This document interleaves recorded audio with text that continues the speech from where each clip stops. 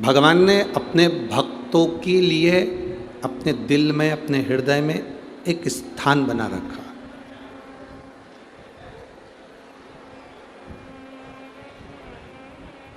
उस स्थान में जितने संत, साधु, गुरुजन जो भी जाते हैं वो भगवान के दिल में निवास करते हैं। किसी ने एक प्रश्न किया, गुरुजी जैसे हम आंवले का अचार डालते हैं, नींबू का अचार डालते हैं, केरी का अचार डालते हैं, मिर्चा का अचार डालते हैं, क्या ऐसा भगवान भी अचार डालते हैं?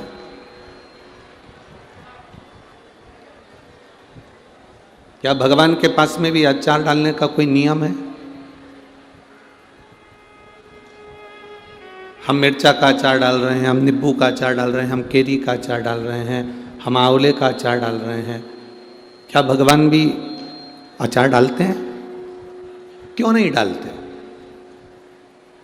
आप अच्छे अच्छे केरी को छाट कर, अच्छे अच्छे नींबू छाट कर, अच्छे अच्छे आंवले को छाट कर, अच्छी अच्छी मिर्ची को छाट कर एक बरनी में डालते हो, मसाला डालते हो, तेल डालते हो और अचार बना लेते हो। अचार हर किसी के आगे परोसते नहीं हो। जो तुम्हारा प्रिय है उसकी थाली में तुम अचार दे देते हो, वो अचार खाता है। कोई चाट रहा है, किसी को मसाला अच्छा लगता है, किसी को फाँक अच्छी लगती है, किसी को अचार का तेल अच्छा लगता है, वो चाट रहा है। जैसे अचार की बरनी में अचार को भरा जाता है और वो अचार संभाल कर रखा जाता है और किसी किसी को दिया जाता है, उसी तरह मेरे भोलेनाथ, मेरे नारायण, मेरे ब्रह्मदेव, मेरे राम, मेरे कृष्ण ने अपने हृदय में, अपने दिल में एक बरनी ऐसी रखी है जिसमें भक्तों को, संतों को, साधुओं को प्राण छोड़ने के बाद जब वो जाते हैं उनको उस बरनी में रख लेते हैं। उस बरनी में रख, अचार की बरनी में रखते हैं, अपने दिल की बरनी में रखते हैं और जब जरूरत पड़ती है तब वो अचार दिया जाता है। और अचार की एक फाँक निकाल कर फेंकी जाती है, दी जाती है, अचार लोग चाटना चालू करते हैं। इस भिंड जिले में, इस चंबल की भूमि पर, चंबल के क्षेत्र में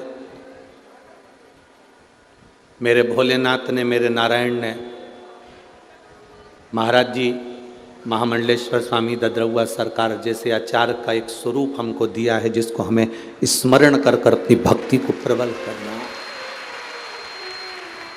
ये भगवान की दिल में जो बरनी बनी है, हृदय में जो बरनी है, उसमें जो संत रखाते हैं, उस संत में से एक संत है। सहज नहीं है हमारा। साधु, गुरु, भक्त, भगवान का भजन करने वाला, स्मरण करने वाला कोई साधारण नहीं होता। आज भिंड जिले में चंबल की इस भूमि को कौन नहीं जानता?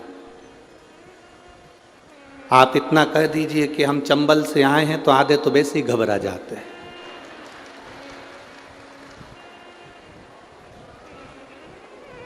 बस इतना कह दिया ना आपने कि हम चंबल से आए, वो उतने में लोग घबरा जाते हैं। जरा विचार करना, 27 वर्षों से गुरु महाराज की अपन शताब्दी वर्ष के आनंद के अंतर्गत ये 27 साल से उनके उत्सव को सीएपीए के रूप में अपन मना रहे हैं। 27 साल से तो ये मना रहे हैं और उसके पहले जब गुरुजी आए होंगे, स्वामी जी, संत महात्मा यहाँ रहे होंगे और उन्होंने जो बालाजी की, श्री हनुमंत लाल जी की सेवा करी होगी, सीताराम सरकार की सेवा करी होगी, तो विचार करिएगा इस संपूर्ण चंबल की भूमि में जब चारों तरफ लोग भय से होंगे, तब एक संत इस भूमि पर बैठकर जब हनुमान जी और राम जी की तप साधना करता होगा तो ये भूमि कितनी पवित्र होगी। और उस स्थान पर महाराज जी का बैठना और ये भगवत भजन करवाना।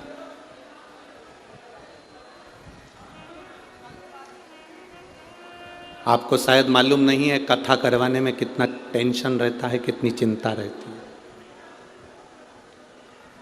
एक कथा करवाने में कितनी चिंता रहती है, कितना टेंशन रहता है। इतने भगत आएंगे, किसी को कोई परेशानी नहीं होना चाहिए। इतने भगत आएंगे, भोजन करेंगे। इतने भगत आएंगे, इनको रुकाना पड़ेगा। इतने भगत आएंगे, इनके लिए व्यवस्था करना पड़ेगी। कितनी व्यवस्था करना पड़ती। कोई भगवान का जो प्रिय होता है, जो भगवान का अति स्नेही होता है, अति प्रिय होता है, वही संत के रूप में जन्म लेता है और ये सारी व्यवस्थाएं करवाकर जीव मानस का कल्याण करता। वो सहजता नहीं है महाराज, सहजता नहीं है। और तेरी कृपा बिना ना हिले एक भी अणु, लेते हैं श्वास तेरी कृपा से तनु तनु।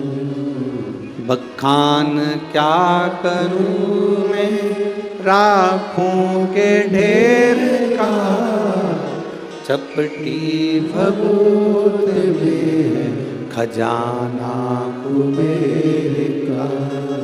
हे गंगाधार मुक्ति द्वार ओंकार तू, भोले ओंकार तू। आयो शरण तिया शंभु तार। शिव कृपा के बिना कुछ संभव नहीं।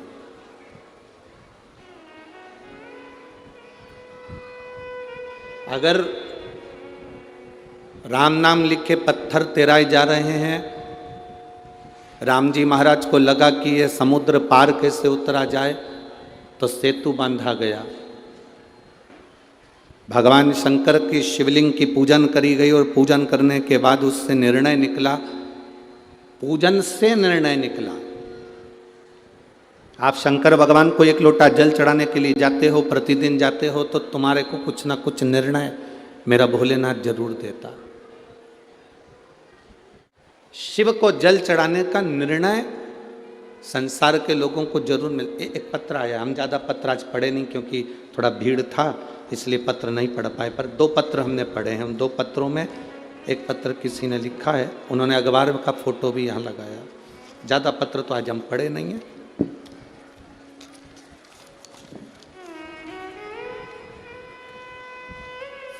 इस पत्र की सबसे पहली लाइन आप टीवी के माध्यम से और एलईडी के माध्यम से, टीवी पर और आपके सामने जो एलईडी लगी है उस पर देखेंगे। इस पर लिखा है, एक बेलपत्री का बल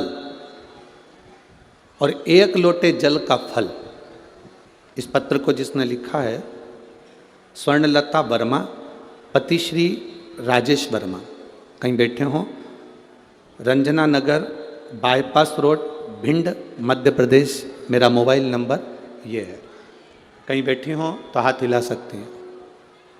अगर किसी ने ये पत्र लिखा है तो अगर कहीं बैठी हों तो हाथ हिला सकती हैं। स्वर्णलता वर्मा, पति श्री राजेश वर्मा, रंजना नगर, बाईपास रोड, भिंड, मध्य प्रदेश। कहीं बैठे हों तो हाथ हिला सकते हैं। आप ही हैं? हाँ, ऐसे हाथ हिला दो एक बार वापिस। ठीक है।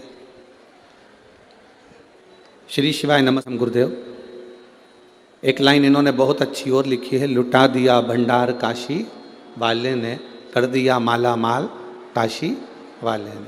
गुरुजी, शिव महापुराण को नमन करता हूँ। मेरी बेटी स्वप्निल वर्मा ने सिविल जज के लिए परीक्षा दी, 2021 में दी, पर उसका मेंस नहीं हुआ। बेटी बहुत उदास हो गई। आप लोग भी टीवी के माध्यम से और एलईडीओं के माध्यम से पत्र पढ़ सकते हैं। मेंस नहीं हुआ, बेटी बहुत उदास हो गई। मैंने उससे कहा कि बाबा पर भरोसा कर, अब तू एक काम कर, 1 लोटा जल और बेलपत्री शहद लगाकर बाबा को समर्पित करना प्रारंभ कर। गुरुजी, दुनिया के लोग हंसते होंगे कि बेलपत्री पर शहद लगाने से कोई फल मिलता है क्या?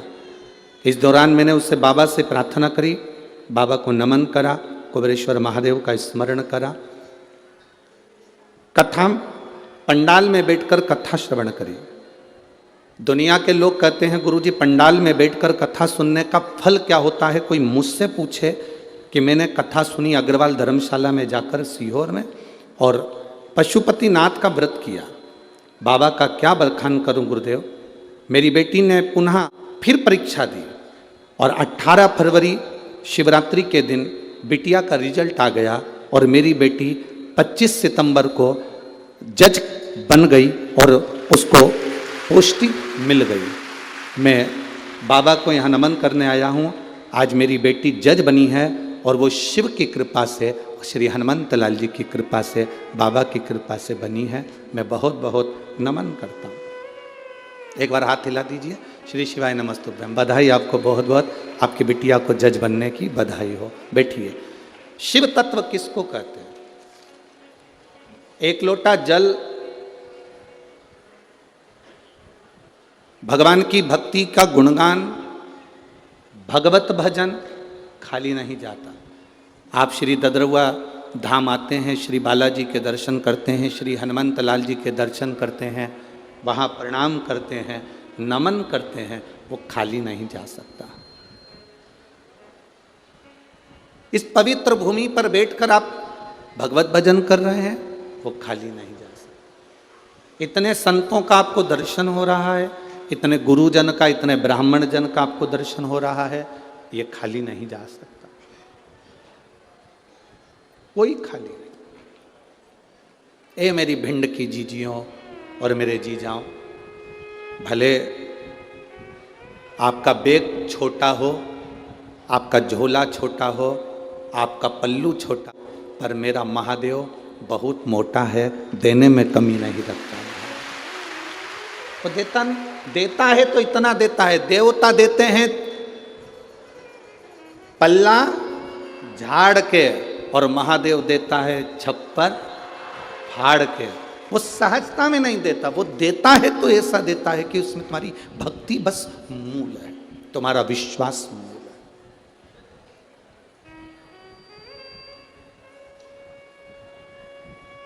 भगवान शंकर की पूजन श्री राम जी महाराज ने करी, रामेश्वर धाम की स्थापना करी। नल नील, ये बुद्धि, ये विवेक, ये चित्त, ये वृत्ति सब उसी ने दे दी। कहाँ दौड़ रहे हो? तुम्हारे पास में नल नील ऐसे बानर हैं जो राम नाम लिख के छोड़ेंगे, पत्थर का स्पर्श करेंगे और पत्थर तिर जाएंगे। तुम्हारे पास में वो बानर हैं जिनका स्पर्श करते से पत्थर तिर जाएगा। अब जरा विचार करना है आपको और हमको शंकर सुमन शिव महापुराण कथा का।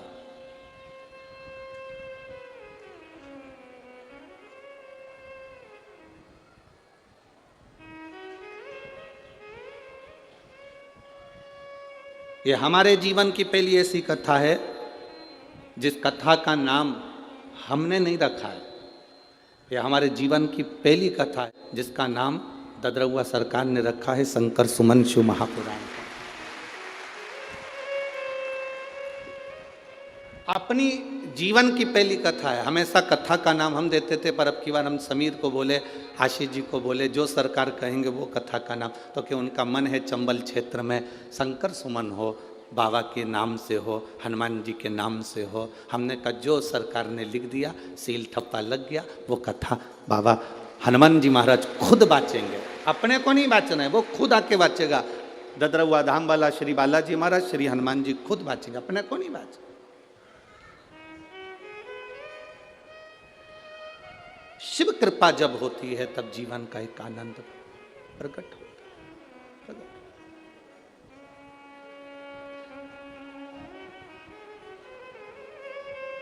उनकी कृपा बिना कुछ नहीं। तुम्हारे पास में ऐसे बानर हैं जो राम नाम लिखकर छोड़ेंगे, पत्थर का स्पर्श कर कर छोड़ेंगे और पत्थर तिर जाएगा।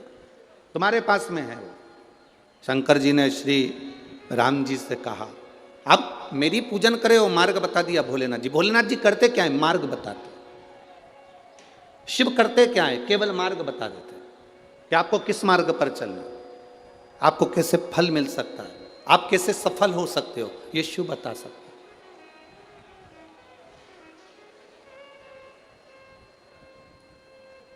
अब राम जी ने नल नील को बुलाया कि तुम्हारे पास में कोई ऐसी विद्या है।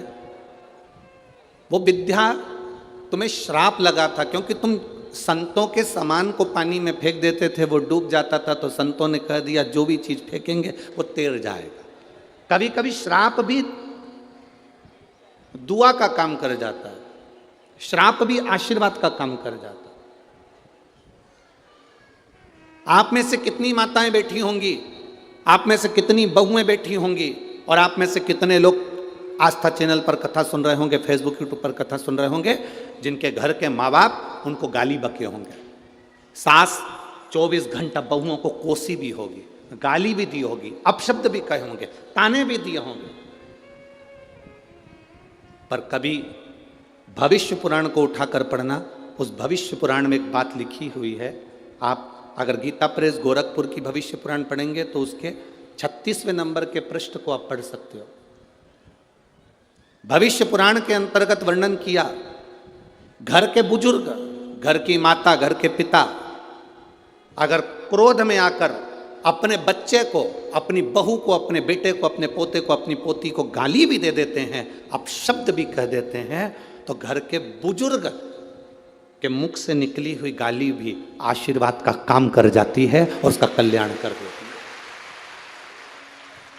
अब आप में से कई ऐसे भी होंगे, अगर सास ने गाली बक की तो तुम पलट कर गाली बक दिए, उसने अपशब्द कहा, तुमने अपशब्द कह दिया। जरा विचार करिए, द्रौपदी के सोते हुए 5 पुत्रों का वध कर दिया था अश्वत्थामा ने, और द्रौपदी के सोते हुए 5 पुत्रों का वध जब अश्वत्थामा ने करा तो भीम ने पकड़कर द्रौपदी के सामने अश्वत्थामा को खड़ा कर दिया, और भीम ने द्रौपदी के हाथ में तलवार देकर कहा, ले द्रौपदी इस अश्वत्थामा का सिर काट दे, द्रौपदी इस अश्वत्थामा का सिर काट दे। द्रौपदी कहती नहीं, मैं अश्वत्थामा का सिर नहीं काट सकती। द्रौपदी, इसने तेरे पुत्रों को मारा, तू इसको मार दे। द्रौपदी हंसकर बोली, स्वामी इसने मेरे बेटे को मारा तो क्या मैं इसको मार दूंगी? कोई कुत्ता, कोई श्वान हमको काटेगा तो हम क्या कुत्ते को काट लेंगे? इधर होता है क्या ऐसा? जम के तो बोलो। नहीं, कुत्ता हमें काटेगा तो हम कुत्ते को नहीं काटते, सांप हमें काटेगा तो हम सांप को नहीं काटते। जब कुत्ता हमें काटा तो हम कुत्ते को नहीं काटते, सांप हमें काटे तो हम सांप को नहीं काटते, बल्कि हम उपचार कराते हैं, इंजेक्शन लगवाते हैं, दवाई गोली लेते हैं, पर हम उसे काटते नहीं हैं। उसी तरह जब घर के बड़े, सास हो, ससुर हो, बड़े हो घर के, वो तुम्हें अपशब्द कहें, गाली दें, आड़ा टेढ़ा कहें, तो हम पलटकर क्यों गाली दें, हम पलट के क्यों जवाब दें? तो ये तो वही हाल हो गया ना कि कुत्ता हमें काटा और हम कुत्ते को काट गए, सांप हमें काटा और हम सांप को काट गए। ना ना, शिव महापुराण की कथा कहती है ये सब दूर हटो।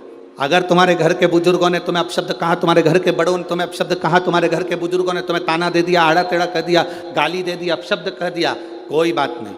घर के बुजुर्गों की गाली भी, अपशब्द भी कभी कभी हमारे जीवन को मार्ग बना देती है। ये नल नील के साथ हुआ। नल नील को श्राप दे दिया संतों ने। हम तुम्हें श्राप देते हैं, छोटे छोटे से नल नील संतों का सामान उठाकर पटक देते थे, संतों का सामान पानी में डाल देते थे, उनके पलंग, उनके गादी, तकिया, जो भी सामान होता था, उनका कुशा वगैरह सब पानी में डाल देते थे। तो संतों ने श्राप दे दिया, तुम जो चीज पानी में डालोगे वो तैरेगी, वो डूबेगी। अब उनका श्राप आशीर्वाद हो गया, राम जी के लिए उनका श्राप आशीर्वाद हो गया। और आशीर्वाद यह हो गया कि वो राम नाम लिखे पत्थर फेंके गए और वो तैरने लगे, वो तैर रहा है। अब पत्थर तैरना चालू हो गए, पुल बन गया। जब अपने गांव का पुल इतनी जल्दी नहीं बनता, जरा विचार करो रे, जरा विचार करना, अपने शहर का पुल इतनी जल्दी नहीं बनता। लोग मंच पर आकर माइक पकड़ पकड़ कर जरूर कह देते हैं। तो किसी ने कहा नेताजी ये वाला पुल बना दो, बस बन जाएगा। नेताजी ये पुल बना दो, बन जाएगा। नेताजी पुल बना दो, बन जाएगा।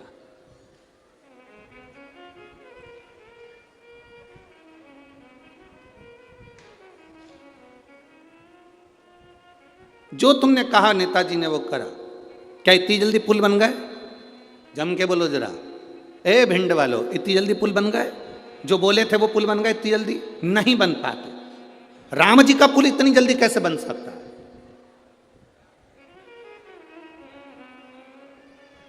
पत्थर तैरना चालू करे, पुल बनना चालू हुआ। इतने में रावण को सूचना पहुंच गई। रावण के पास सूचना। शंकर क्या करते हैं जरा वो देखिएगा, शिव क्या करते हैं वो समझिएगा। रावण के पास सूचना गई और जैसे ही रावण के पास सूचना पहुंची,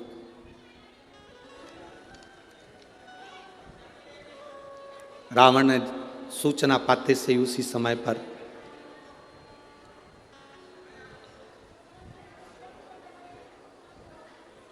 रावण के 3 पत्नियां थी। कितनी पत्नी थी? 3। 3 पत्नी से 7 लड़के थे। 3 पत्नी से 7 लड़के थे और एक रावण की लड़की थी जिसको स्वर्ण मच्छा कहा गया। अब आप कहेंगे गुरुजी ये कौन सी रामायण में से लिया गया है? तो आप अगर स्मरण करेंगे तो ये रामकेर रामायण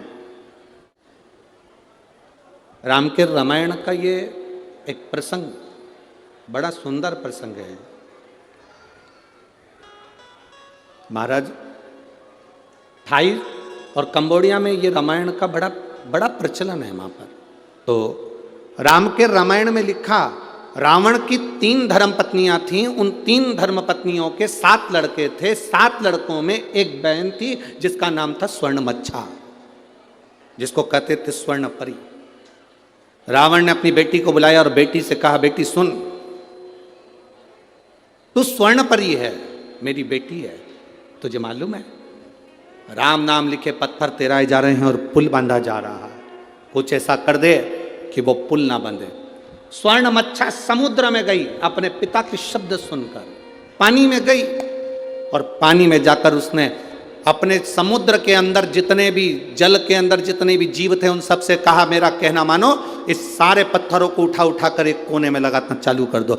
जैसे ही नल नील पत्थर फेंकते वो पत्थर जाते, पुल बनकर आधा तैयार हुआ था। आधे पुल का सामान उठाकर सारे की सारे समुद्र के जीव उन पत्थरों को ले जा के छुपा देते। बड़ी आफत खड़ी हो गई।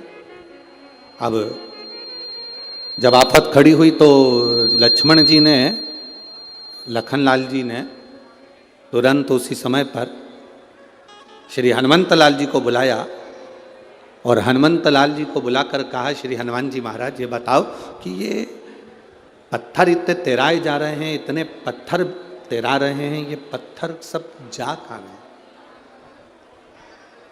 इतने पत्थर तैराने के बाद ये कहाँ जा रहे? ये पत्थर कहाँ जा रहे? कहा, महाराज जी पता नहीं ये पत्थर जा कहाँ रहे, ये पत्थर पहुंच कहाँ रहे। अब विचार किया गया कि आखिर ये पत्थर कहाँ जा रहे हैं। हनुमान जी महाराज बस पानी में कूदने ही वाले थे, पानी में कूदने ही वाले थे। इतने में देव अधिदेव महादेव उस समय पर प्रकट हो गए और भगवान शंकर ने कहा, हनुमान तुम्हें कहीं जाने की जरूरत नहीं है। रावण की लड़की है स्वर्ण मच्छा, जो कि इस पानी में जाकर जीवों के साथ इन पत्थरों को लेकर एक कोने में एकत्रित कर रही है, इसलिए पुल नहीं बन पा रहा। आप आज्ञा करें मैं क्या करूं? आप आज्ञा करें मैं क्या करूं? तब भगवान शंकर ने कहा, तुम्हें कुछ नहीं करना, केवल तुम्हें करना कुछ नहीं है, केवल एक काम करना। अपनी जो गदा है उसको जल में छुआ देना, केवल जल में छुआ देना। हनुमान जी की गदा का नाम क्या था?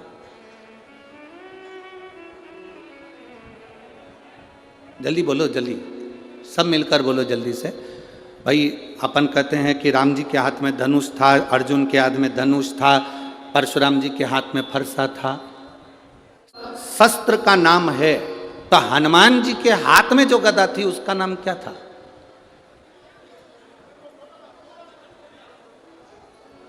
उस गदा में ऐसा क्या था जो हनुमान जी के हाथ में थी? हनुमान जी के हाथ में जो गदा थी उस गदा का नाम क्या था? उसका नाम था कुमोदकी। कौन सी गदा थी वो? जम के बोलो जरा, सबको याद होना चाहिए।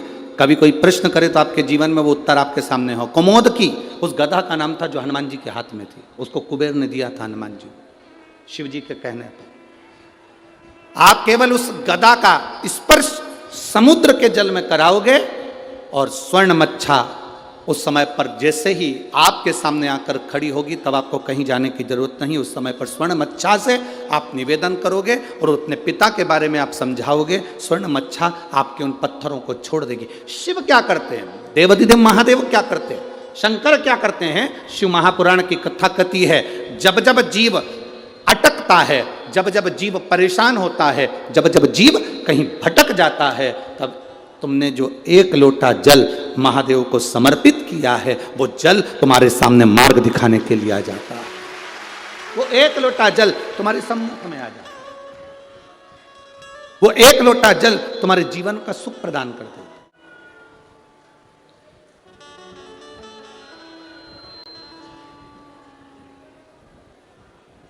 महाराज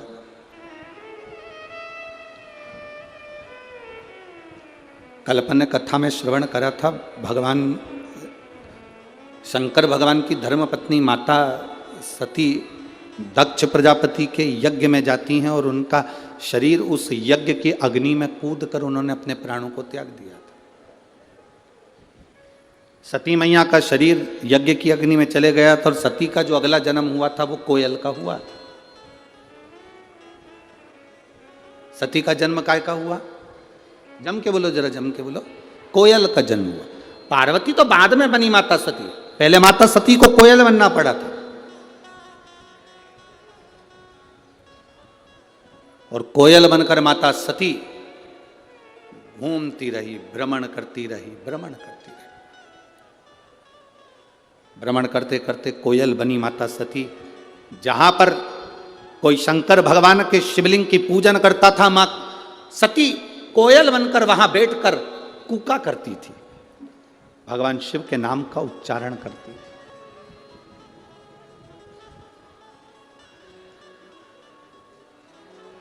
अब किसी ने प्रश्न किया, गुरुजी भगवान शंकर की पत्नी थी माता सती, तो उनको कोयल तो बनना नहीं था, वो कोयल क्यों बनी? शिव महापुराण की कथा कहती है, जब दक्ष प्रजापति यज्ञ कर रहे थे, अगर सती को प्राण त्यागना था तो कहीं दूसरी जगह जाकर त्यागती, चल जाता। पति ने प्राणों को त्यागा तो उस यज्ञ की कुंड की अग्नि में त्यागा।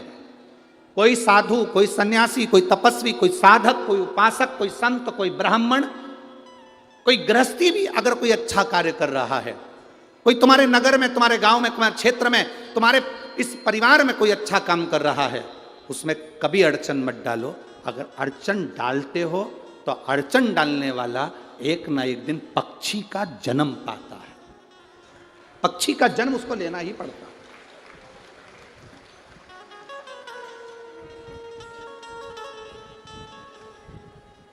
वो पक्षी का जन्म तो पाता ही है। जैसे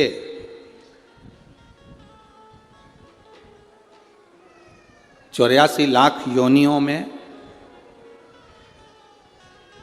20 लाख योनि पेड़ पौधे की है। 84 लाख योनियों में 20 लाख योनि पेड़ पौधे की है। 20 लाख। अब वो 20 लाख योनि पेड़ पौधे की मिली, क्यों मिली? उसका कारण क्या था? किस कारण से मिली? केवल एक कारण था पेड़ पौधे की योनि पाने का, कि आप अपने आसपास में जितने वृक्ष लगे रहते हैं, जितने पेड़ पौधे लगे रहते हैं, जितने वृक्ष लगे रहते हैं, उन वृक्षों को आप काटते हो, तोड़ते हो, बेकार कर देते हो, तो वो वनस्पति का जो देवता है वो भी आपको वृक्ष बनने का, पौधा बनने का श्राप देता है। हमने एक बात पहले भी कथा में कही, अगर यहाँ भिंड की जीजियों ने सुनी होगी तो उनके स्मरण में होगा। बेलपत्री का पत्ता बेलपत्री के वृक्ष से तोड़ लो, उतार लो, मना नहीं है। तुलसी का दल तुलसी के पौधे से उतार लो, मना नहीं है। पीपल का पत्ता पीपल के वृक्ष से उतार लो, मना नहीं है। आंवले का पत्ता आंवले का फल वृक्ष से उतार लो, मना नहीं है। पर इतना शिव महापुराण की कथा कहती है कि बेलपत्री का वृक्ष की डाली नहीं टूटना चाहिए, आंवले के वृक्ष की डाली नहीं टूटना चाहिए, तुलसी के पौधे की डाली नहीं टूटना चाहिए। ये डाली अगर टूटती है तो जीव कितना भी दान करा हो, कितना भी पुण्य करा हो, कितना भी सत्कर्म करा हो, वो सब व्यर्थ चले जाता है, उसका कोई फल नहीं है। आपको अगर बेलपत्र की जरूरत है, आप बेलपत्र लिए और बेलपत्र की आपको जरूरत है, आप डाली में से बेलपत्र तोड़ो ना, डाली क्यों तोड़ना, आप उस बेलपत्र का प्रयोग करो। शंभु शरणे पड़ी मांगू घड़ी रे घड़ी, दुख काटो दया करी ने दर्शन को जरूरत है, आप ले बेलपत्री का पत्ता। एक बेलपत्री के पत्ते में क्या औषधि है, जिस दिन आप जान जाओगे उस दिन बेलपत्री के पेड़ को कभी नहीं तोड़ोगे। हां, बेलपत्री का वृक्ष सूख गया, हरा नहीं रहा, पत्ते नहीं है, हरापन नहीं है, पूरा सूख गया। बेलपत्री के वृक्ष को बजा कर देखो, पूर्ण तरह से अगर सूख गया है, तब उसकी जो जड़ निकाली तुमने, उस जड़ को निकालकर इधर उधर फेंकना नहीं, उसका चंदन बनाकर एक मुठिया बनाकर तैयार रखो। और जब तुम्हारे जीवन में तुम्हें लगे कि हरे वृक्ष को नहीं काटना, हरे वृक्ष को बेकार नहीं करना, जो बेलपत्री का वृक्ष सूख गया हो, जो पत्ती नहीं आ रही, फल नहीं आ रहा है, पूरा सूख गया, उसको तुमने बजा कर देख लिया कि बेलपत्री का वृक्ष पूर्ण तरह से सूख चुका है, ये किसी काम का नहीं रहे, थोड़े समय के बाद लोग इसे काट लेंगे, उसमें पत्ती नहीं आती, फल नहीं आता, पूरा सूख गया है, उसमें ना पत्ती है ना फल है, अड़भंगा है, बिल्कुल खाली। उस बेलपत्री के वृक्ष की जड़ को, उस तने को, उसको निकाल लो और उसकी एक अच्छी मुठिया बनाकर तैयार रखो। उस मुठिया को तुम्हारा मन पड़े, जिस दिन तुम्हारे पास में चंदन घिसने का सिलवट्टा हो, उस पर घिस कर उस चंदन को एकत्रित कर कर एक प्रदोष, एक शिवरात्रि हर महीने आती है, प्रदोष हर महीने आती है, सोमवार की अष्टमी 2-3 महीने में जरूर आती है। अगर आपने प्रदोष के दिन शंकर भगवान को बेलपत्री का चंदन लगाया है, शिवरात्रि के दिन आपने बेलपत्री का चंदन लगाया है, और यदि सोम की अष्टमी के दिन बेलपत्री का चंदन लगाया है, इन तीनों डब्बी को आप अलग अलग कर लीजिए। एक डब्बी रख लो आपके पास में कि मैंने सोमवार की अष्टमी के दिन बाबा को चंदन का लेपन करा है और बेलपत्री का चंदन लगाया। उस चंदन को निकालकर शिवलिंग में से निकालकर एक डब्बी में भर कर रख लीजिए, या तो कोई प्लेट में उसको सुखा लो, प्लेट में सुखा लो उसको, और प्लेट में सुखा लो उसको, और या तो गोली बनाकर उसकी गोली बनाकर रख लो।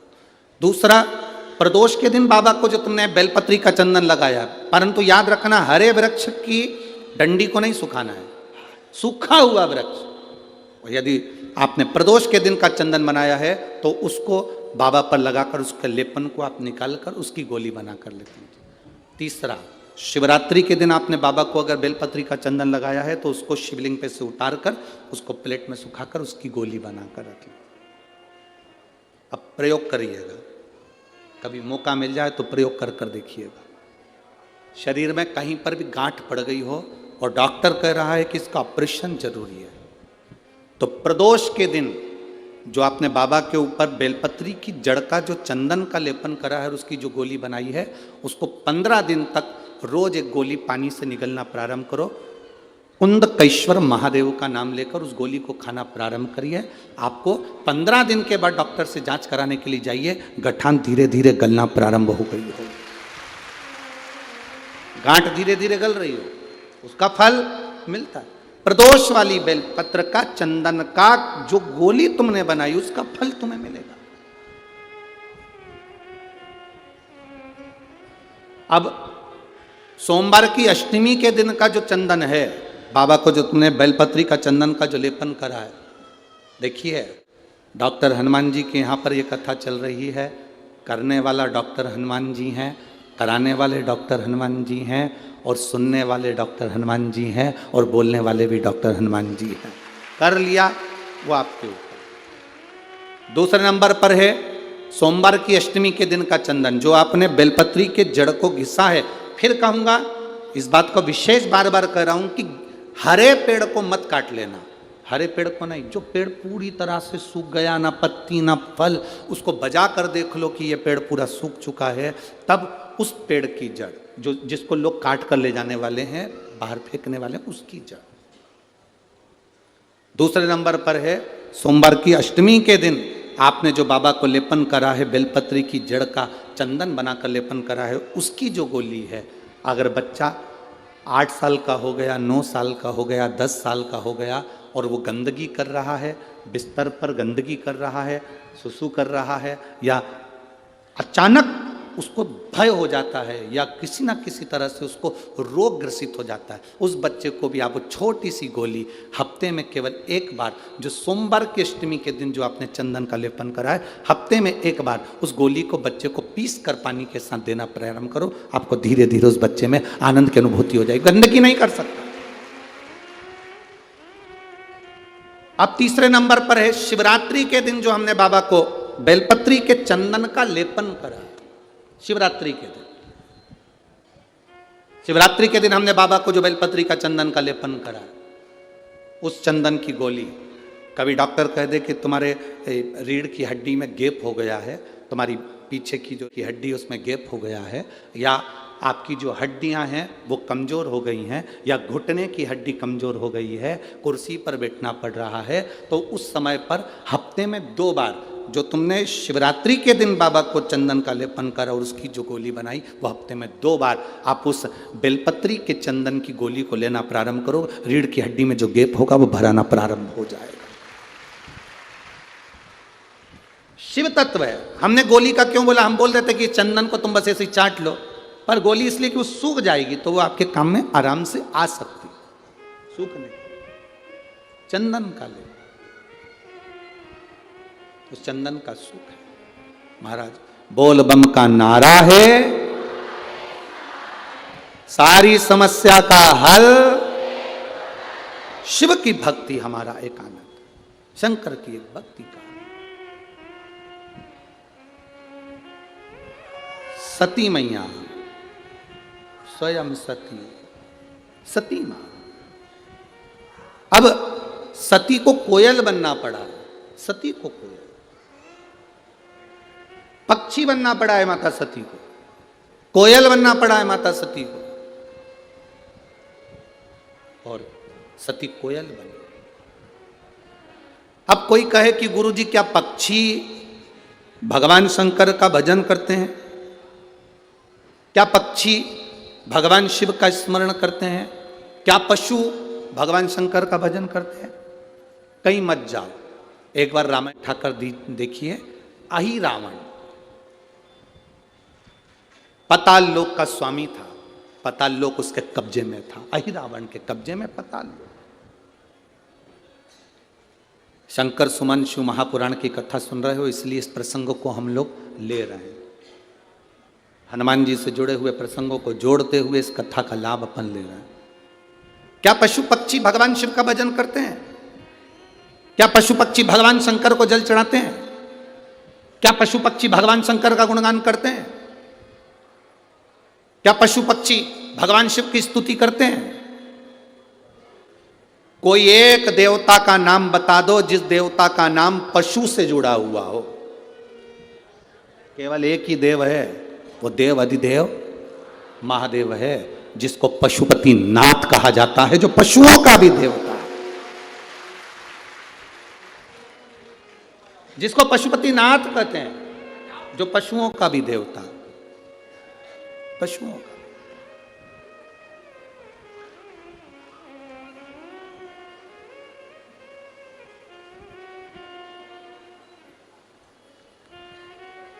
किसी देवता को पशुओं का नाथ नहीं कहा गया, केवल एक देव, वो देव है देव अधिदेव महादेव, जिसको पशुओं का देवता कहा गया। अभी ये कथा जो ददरौआ धाम में चल रही है 28 तारीख से चालू हुई, 2 तारीख तक चलेगी। 2 तारीख को यहाँ कथा विराम हो जाएगी, 5 तारीख को जलगांव महाराष्ट्र में प्रारंभ हो जाएगी। यह कथा चल रही है वो 1 बजे से 4 बजे तक चल रही है। जलगांव में जो कथा चलेगी वो 2 बजे से 5 बजे तक चलेगी। आप जो जलगांव महाराष्ट्र की कथा सुनेंगे उसमें आप एक प्रसंग सुनेंगे, क्योंकि उस कथा का नाम है देव अधिदेव महादेव शिव महापुराण की कथा। उसमें हम एक प्रसंग सुनेंगे कि ऐसा कौन सा पशु, ऐसा कौन सा पक्षी, संसार में जन्म लेने वाला कोई पशु हो, कोई पक्षी हो, वो शिव की स्तुति करता है। इसका प्रमाण कहां है? तो हमारे यहाँ की रामचरितमानस में, हमारे संवादों में मिलता है इसका प्रमाण। अहिरावण पाताल लोक का स्वामी, अहिरावण पाताल लोक में रहता है और पाताल लोक में शंकर और देवी का उपासक है, माता रानी का उपासक, शिव का उपासक है, शंकर और पार्वती का उपासक है अहिरावण। उसने पाताल में जल के अंदर एक शिवलिंग का निर्माण कर रखा। पाताल में एक शिवलिंग का निर्माण कर रखा है, जिस शिवलिंग की वो स्तुति करता है।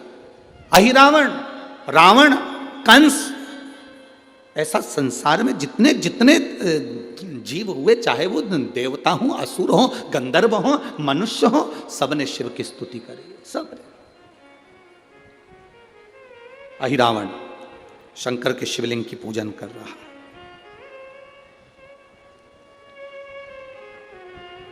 शिव के शिवलिंग की स्तुति कर रहा है।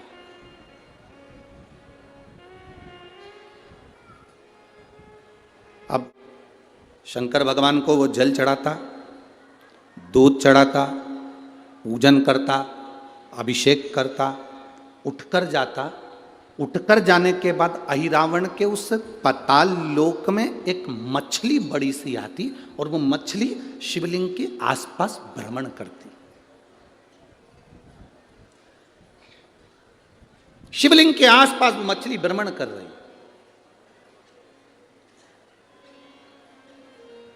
ये बात अहिरावण को नहीं मालूम कि मैं शंकर भगवान का शिवलिंग का पूजन कर कर उठता हूं और वहां एक मछली आकर जल में घुमा करती है।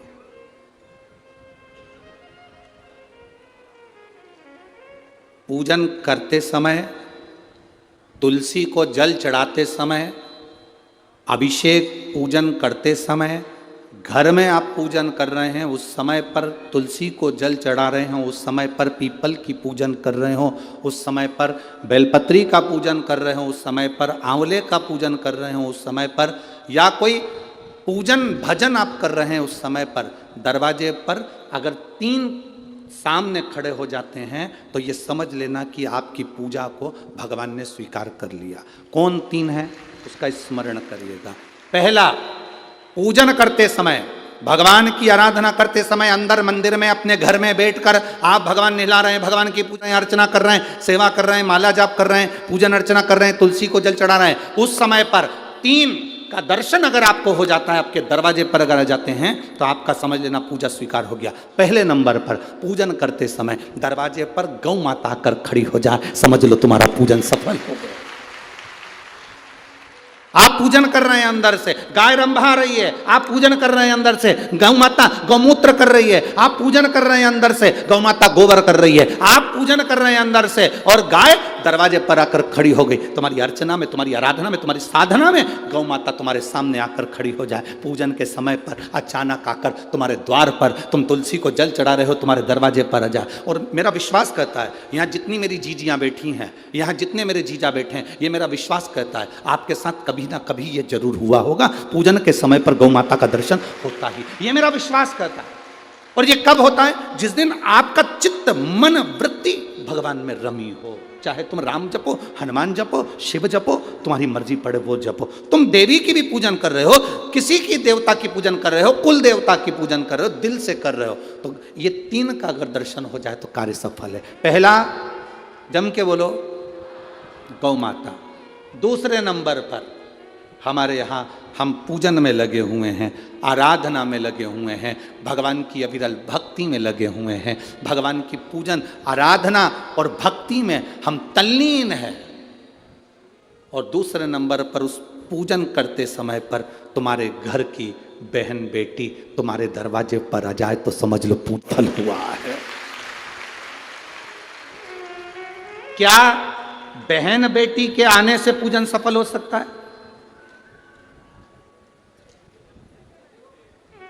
कहां लिखा हुआ है महाराज जी? आप इतनी बड़ी बड़ी बातें कहते हो। पूछने वाले पूछ सकते हैं, कहने वाले कह सकते हैं, आपने कैसे कह दिया कि बहन बेटी के आने से सफल हो जाता कार्य? तो आप उठाओ, हिमालय राज का बेटा बाणासुर से दोस्ती कर लेता, माता पार्वती का भाई बाणासुर से दोस्ती कर लेता है, और दोस्ती कर लेता है तो उसके चुंगल में फंस जाता है, बाणासुर के चुंगल में। भाई संकट में आ जाता है। आज हिमालय राज और मैनावती दोनों बैठकर भगवान की आराधना कर रहे थे, इतने में पार्वती का आगमन हो जाता है। पार्वती ने आते से ही देखा, पिताजी आप आराधना कर रहे हो, पूजन कर रहे हो, किस लिए, क्यों? मैनावती ने कहा तेरा भाई संकट में घिरा हुआ है। पार्वती ने कहा क्यों चिंता करते हो, क्यों चिंता करते हो? पिताजी मैं आई हूं ना, चिंता मिटा दूंगी, चिंता मिटा दूंगी, आप चिंता ना करें। क्या हुआ? बाणासुर तेरे भाई को कष्ट दे रहा। बेटी पार्वती ने संकल्प ले लिया, उस बाणासुर का अंत मैं करूंगी। ना भगवान ब्रह्मा बाणासुर को मार सके, ना भगवान कृष्ण बाणासुर को मार सके। बाणासुर की कन्या भगवान कृष्ण के पास में, वहां उनके पौत्र के पास भगवान कृष्ण का युद्ध बाणासुर के साथ हुआ, 1000 भुजा, तो बाणासुर को भगवान कृष्ण नहीं मार सके। बाणासुर को ना नारायण मार सके, ना ब्रह्मा मार सके, बाणासुर को ना शंकर मार सके, क्योंकि शिव ने तो वर दिया था। बाणासुर को केवल मारा है तो माता पार्वती अर्ध कुंवारी बनकर संहार कर कर चली जाती। कोई तुमसे पूछे कि सियोर वाले महाराज ने कहा कि बहन बेटी के पूजन करते समय अगर बहन बेटी आ जाती है, पूजन करते समय हमारे घर की बहन बेटी, तुम्हारे कुल की बहन बेटी, तुम्हारे घर की बहन बेटी तुम्हारे दरवाजे पर आ गई, भले तुम उसको कुछ दो मत दो, पर बहन बेटी अगर तुम्हारे पूजन के समय पर तुम्हारे क्यों आप लोगों के ऐसा नियम है कि नहीं हमको नहीं मालूम। हमारे यहाँ तो ऐसा नियम है कि जब भी घर में कोई बड़ा आयोजन होता है, शादी होती है, फंक्शन होता है, तो कोई उद्यापन होता है, कोई चीज़ बड़ी करते हैं, तो सबसे पहले फ़ोन बहन बेटी को लगाते हैं कि हमारी बहन हमारे यहाँ आए, हमारी बेटियाँ, हमारी नंदे हमारे यहाँ आए, हमारी बुआ हमारे यहाँ आए। अब पूछोगे गुरुजी ये प्रसंग बहन बेटी को बुलाने का तो भगवान कृष्ण के यहां से चालू हुआ।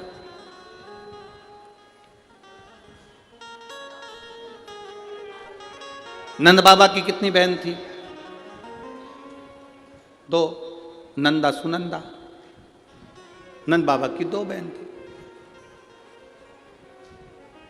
एक बहन को मालूम पड़ा कि यशोदा जी को संतान होने वाली है, तो एक ने दूसरी से कहा भाभी को संतान होने वाली है, तू कब जाएगी?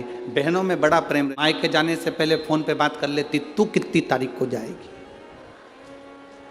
वो बोलती है कि मैं इतनी तारीख, तो मैं थोड़ा सा बाद में आ जाऊंगी, तू चली जाना फिर मैं आ जाऊंगी। ओ अब भाभी को कोई नहीं है संभालने वाला, तो जापा तो अपने को ही संभालना पड़ेगा, डिलीवरी तो अपने को ही देखना पड़ेगी। एक काम कर, 15 दिन पहले तू संभाल लेना, 15 दिन बाद मैं संभाल लूंगी। हाँ ठीक है। नंदा सुनंदा दोनों ने आपस में बात कर ली कि भाभी को संतान हो तो तू, तो आ गई नंदा।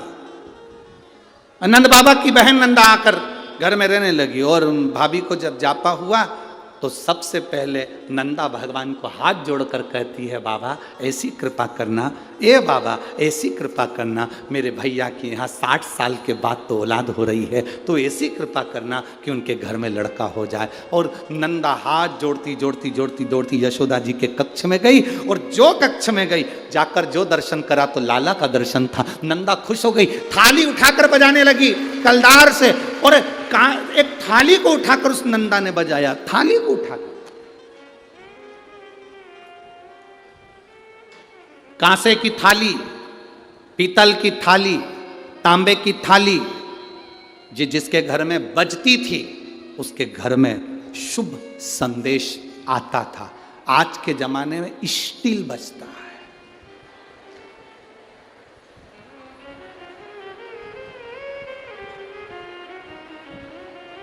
स्टील भी गया, प्लास्टिक, अब वो बचता है। जिसके घर में तांबे की थाली, पीतल की थाली, कांसे की थाली, इसलिए मंदिर में आप लोग, हम लोग तो क्या है कहें, आप लोग मंदिर जाते होगे तो मंदिर में जो घंटाल बंदे रहते हैं वो तांबा, पीतल और उस कांसे के बंदे रहते हैं, उसको लकड़ी से बजाते हैं।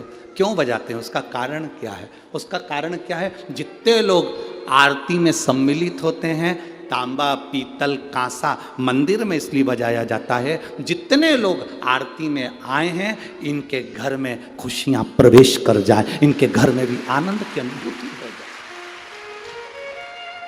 अब आजकल के ज़माने में तांबा, पीतल, कांसा बजाते नहीं हैं। आज के ज़माने में तो जरा सी देर में बस बच्चा हुआ है, सूचना मिल गई, बैंड बाजा बजवा दो, ढोल नगाड़े बजवा। नंदा ने थाली बजाई थी और फिर आवाज आई थी, नंद घर आनंद, नंद घर आनंद भयो। फिर आवाज आई, लाला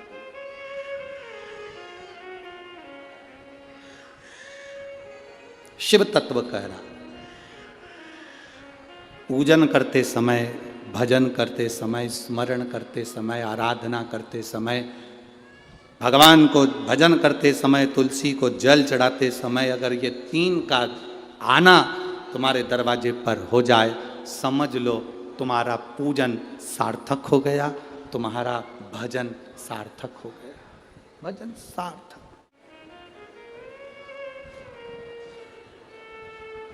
आवाज़ सुबह की हम आपको बताएं, एक तो महाराज जी ने कमरा भी ऐसी जगह दिया है कि जहां सबकी आवाज़ हमको सुनाई दे जाए। आवाज़ सुबह की सुन लो, तुम बोल दे पक्का। अब सुबह की बात, सुबह मॉर्निंग वॉक पर उठे, सुबह सुबह का समय था, घूम रहे थे, इतने में 2 जीजी और 2 जीजा। अब वो हमारा जो कमरा है उसी के पास में, वहीं पर थोड़ी दूर पे कॉम्प्लेक्स बना हुआ है, देखा है ना तुम लोगों ने? हाँ, तो 2 ही जीजी जीजा उससे बोली, अरे बाप पानी तो आ ही नहीं रहा। इतना में जीजा बोला, थोड़ी देर में नल चालू हो जाएगा, तुम चिंता मत करो। अब अंदर कौन बैठा है? ददरुआ धाम श्री हनुमान जी महाराज। अब इनने तो जीजा से कहा था, अब इनको क्या मालूम था कि अंदर भी एक जीजा है, वो साधारण थोड़ी ना। अब इनकी टंकी का तो नल खुड़ गया, उसने ऊपर का चालू कर दिया,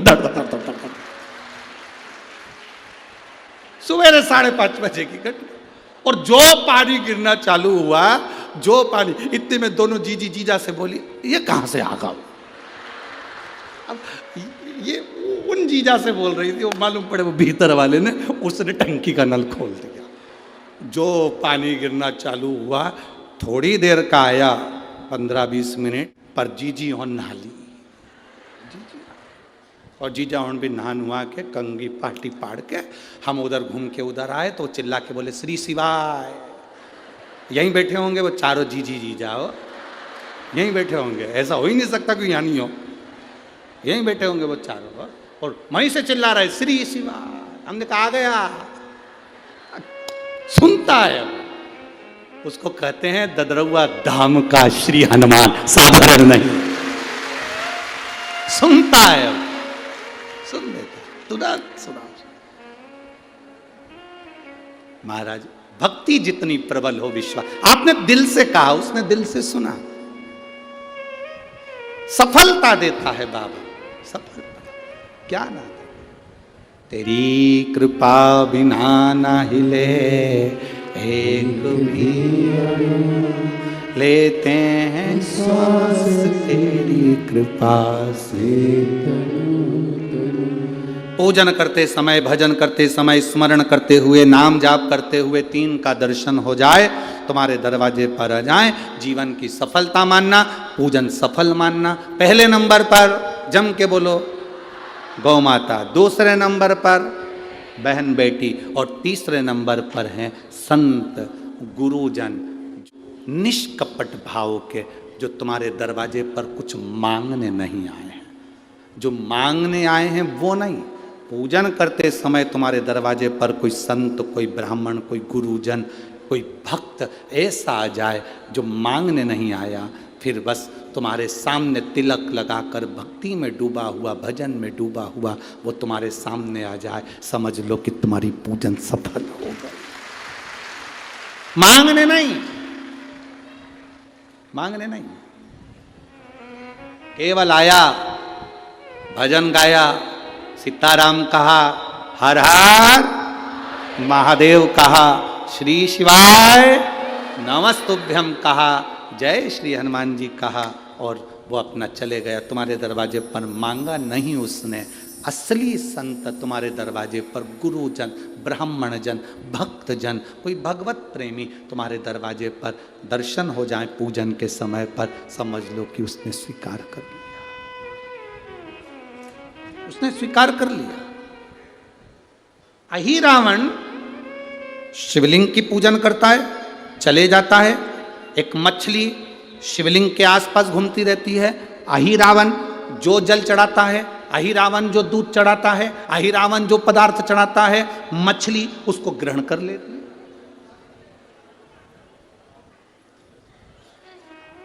माता सती कोयल बनकर शिव की आराधना कर रही, एक मछली शिवलिंग के आसपास घूमकर पाताल लोक में शंकर की आराधना कर रही, एक मछली।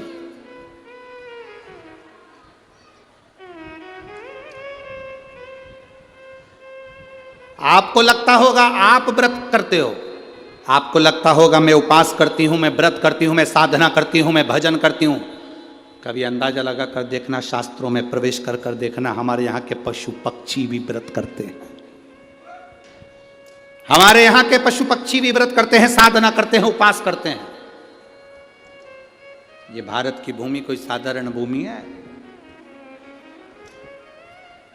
भजन में डूबे। देखिए, जैसे आपको छींक आती है तो पड़ोसी नहीं छींकता, छींकता है क्या? छींकना किसको पड़ता है? जम के बोलो जरा, अपने आप।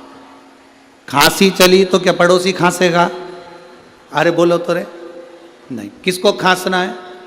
अपने आप। भूख लगी तो भोजन किसको करना पड़ेगा? पड़ोसी को कि अपने को? अपने। नींद आ रही है तो सोना किसको पड़ेगा? पड़ोसी को कि अपने को? अपने। खांसना अपने को है, छींकना अपने को है, सोना अपने को है, खाना अपने को है। तो दुख आप पर आया है तो कोई दूसरा नहीं मिटाएगा, मिटाना भी खुद को पड़ेगा, भगवान शंकर की भक्ति कर कर।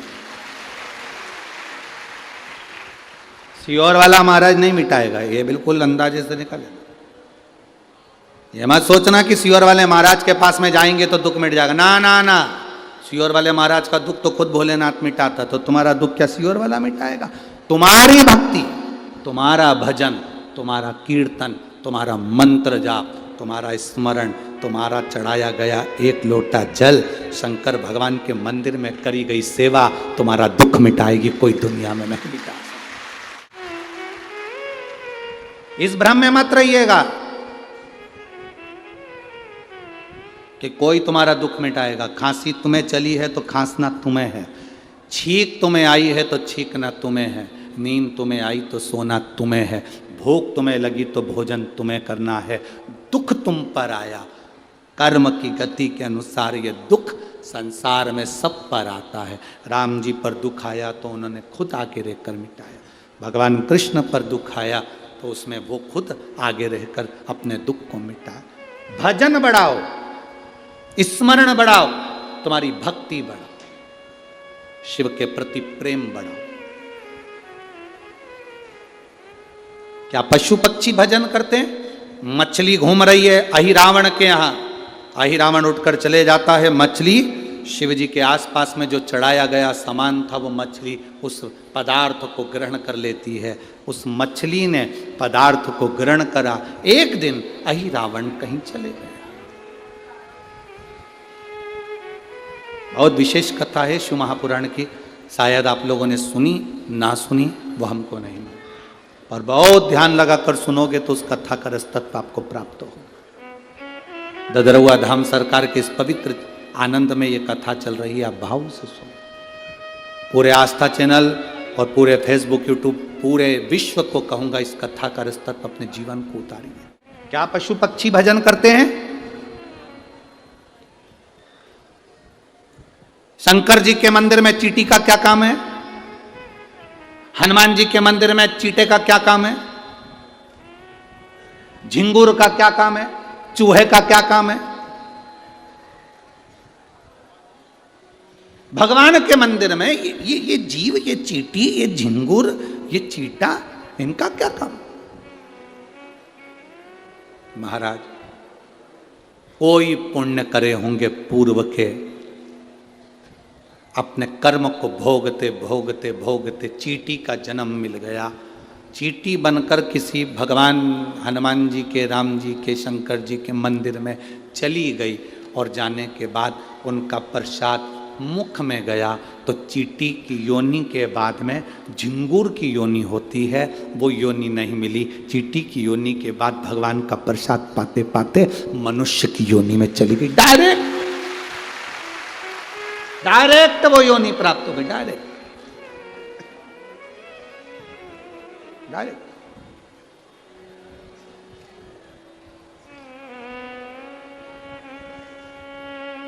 भटकना छोड़ दो।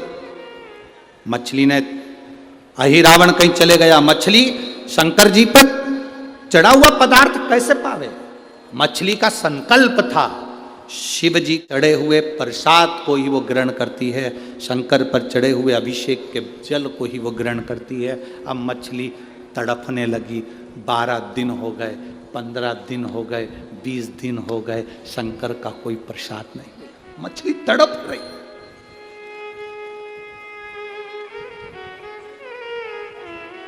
आपको केवल आपकी चिंता है, आपको केवल आपकी चिंता है, मेरे विश्वनाथ को पूरे विश्व की चिंता है। मेरे विश्वनाथ को पूरे विश्व की चिंता है। हमने पहले कथा में कहा, आज फिर कह रहे हैं, कोई देर से बनता है, कोई जल्दी बनता है, पर महादेव को जल चढ़ाने वाला एक दिन सेठ जरूर बनता है। खाली नहीं है। उसको शंकर भगवान के चढ़े हुए जल का आचमन करा है, वो खाली नहीं जाएगा। शंकर भगवान पर बेलपत्र चढ़ाइए, वो खाली नहीं जाएगा। आप ददरुआ धाम आए हैं, बालाजी का दर्शन करें, हनुमान जी का दर्शन करें, वो खाली नहीं जाएगा। जहां जगह मिली, आज इस पंडाल में कहीं जगह नहीं है, मैं कहूँगा आस्था चैनल वालों से और टीवी वालों से और कि दर्शन कराएं। आज इस पंडाल में कहीं जगह नहीं। 3-3 पंडाल लगाने के बाद बाहर ग्राउंड तक फुल है, तो लोग रोड पर बैठे हैं, और ये पंडाल के पर्दे तक निकाल कर कथा में झूम झूम कर आप चारों तरफ देखो कि चारों तरफ से लोग भरे पड़े हुए हैं। कहाँ जगह? लोग रोडों पर, आप टीवी के माध्यम से, एलईडीओं के माध्यम से देखिए, पूरे ग्राउंड में कहीं जगह नहीं पाँव रखने। रोडों पर लोग बैठे हुए। कहाँ बैठे?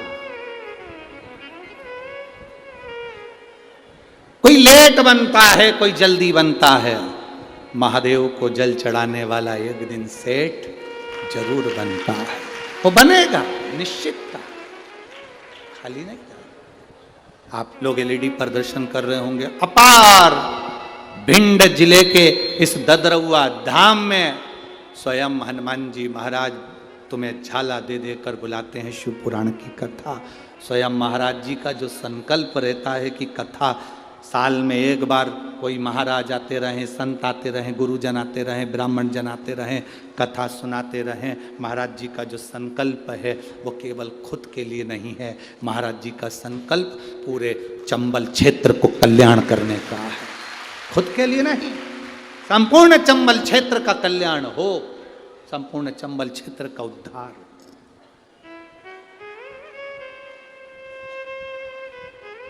तो फिर कहेंगे शिव महापुराण की कथा में वीआईपी बनकर मत जाना री जी जियो। शंकर की कथा में कभी तुम दूसरी जगह जाना तो भले वीआईपी बन जाना, राम कथा में जाओ वीआईपी बन जाओ, भागवत में जाओ वीआईपी बनो, गीता जी में जाओ वीआईपी बनो, मंदिर दर्शन करने जाओ वीआईपी बनो, मना नहीं। पर शंकर की कथा में वीआईपी बनकर मत जाना, बाबा का भक्त बनकर, उसके सेवक बनकर जाना, तो वो पल्लू भर भर कर देकर भेज देगा। कोई भी उसका सेवक बनकर जाओ, उसके भक्त बनकर जाओ।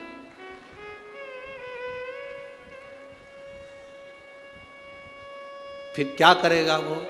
अरे लुटा दिया भंडार काशी कर दिया माला काशी। फिर वो खाली नहीं रखता, फिर वो देकर भेज देता है, देता खूब देता, खूब खूब देता। एक लड़के ने मिलिट्री का पेपर दिया, एक लड़का मिलिट्री का पेपर दिया और पत्र है उसका, और मिलिट्री का पेपर देते देते लड़का जब मिलिट्री का पेपर दिया, मैं नाम नहीं बोलूँगा क्योंकि बस इतना ज़रूर बोल दूँगा, उसके गांव का नाम है दिगुआ। क्या दिगुआ ही है ना, भिंड जिले में ही है, जिला दिगुआ, जिला दतिया की रहने वाली हूँ। कहीं बैठी हैं, मैं नाम नहीं बोलना चाहता क्योंकि बाबा की कृपा उस पर हुई है, तो ये शिव कृपा है। कहीं बैठी हैं, आप ही हैं, हाथ हिला दो। बधाई आपको बहुत बहुत, पहले तो बाबा की कृपा हुई उसके लिए बहुत बहुत साधुवाद।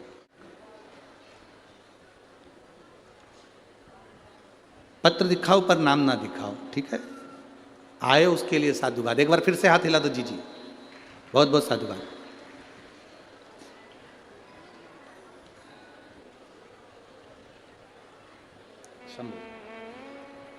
मैं दिगुआ जिला दतिया की रहने वाली हूं गुरुदेव। पंडाल की कथा का फल बताना चाहती हूं और शिव भगवान पर चढ़ाए गए जल का फल बताना चाहती हूं। मेरा बेटा आर्मी की नौकरी के लिए अप्लाई करा, एक बार नहीं हुआ, दो बार नहीं हुआ, तीसरी बार उसका अप्लाई किया। अब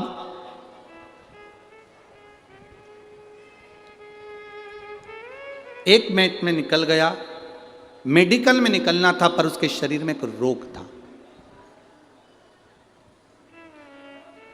उसकी छाती का जो बैलेंस था उस रोग के अंतर्गत वो बराबर नहीं था, उसको एक गठान थी।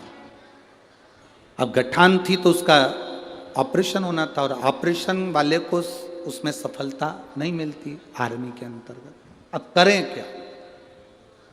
गुरुदेव, मैंने मेरे बेटे से कहा कि तू शिवजी पर जल चढ़ाया कर, वो सब समस्या का हल निकाल सकता है। बाबा 15 दिन बचे थे और मेडिकल होना था और जांच होना थी, पर बाबा की कृपा का मैं क्या गुणगान करूं। मेरे बेटे ने कहा मैं बाबा पर भरोसा रखा हूं, माँ मेरा ऑपरेशन करा दे, गठान निकलवा दे। ऑपरेशन कराया अहमदाबाद में, गठान निकलवा दे। 15 दिन में गठान निकलने के बाद घाव कैसे सूखे? 15 दिन में मेडिकल होना, कैसे घाव सूख सकता? पर बेटे ने कहा माँ अगर ऑपरेशन कराया है और सफल हो गया तो 15 दिन में घाव भी सूखेगा। बस बाबा का जल लगाता, पान करता और मेडिकल के लिए चले गया। उसको मालूम था कि मेरी नौकरी नहीं लगेगी क्योंकि मेरा ऑपरेशन का शरीर है, नौकरी कैसे लग सकती है, वो भी आर्मी में, बहुत कठिन। पर बाबा बाबा है गुरुदेव, सारे एग्ज़ाम पास हो गए, मेडिकल की जांच के लिए मैं अंदर गया और मेरे बाबा का क्या वर्णन करूं। वो आता है, उसका जल लगाकर पूरे शरीर पर गया था गुरुदेव। शायद मेरे जैसा पहला व्यक्ति होगा जो शिव जी के चढ़े हुए जल को अपने पाँव में भी लगाकर चले गया और सब दूर लगाकर चले गया। मैं अंदर गया, मेरी मेडिकल की जांच हुई और मुझे आर्मी की नौकरी मिल गई। मैं बाबा को धन्यवाद देने के लिए। शिव तत्व है, बधाई आपको माँ, बहुत बहुत शिव तत्व है। शंकर ओघड़ी है, अड़भंगा है शिव, अड़भंगा। आप उसकी नौकरी कर रहे हैं, आप उसकी चाकरी कर रहे हैं, आप उसकी सेवा कर रहे हैं, उसका फल है।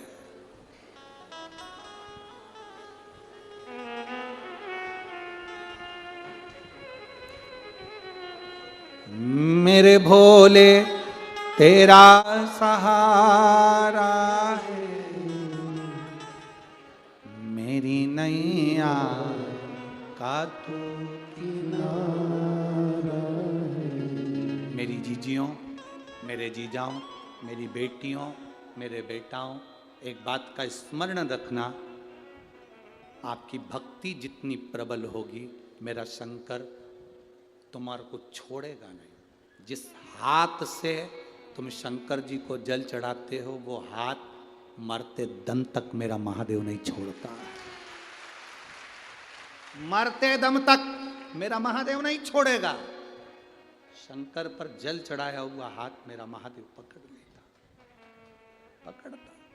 मछली ने संकल्प ले लिया कि मैं चढ़ा हुआ जल ही, जो शिव जी पर चढ़ाया गया जो जल है, शंकर पर अभिषेक का जो पदार्थ है, शिव जी पे चढ़ाया गया अभिषेक की जो सामग्री, वो लेते हैं, अभिषेक की। अब मछली नहीं हम ले रही है। अहिरावण के जाने के, अहिरावण चले गया, 15 दिन तक अहिरावण नहीं आया, मछली तड़प रही है। मछली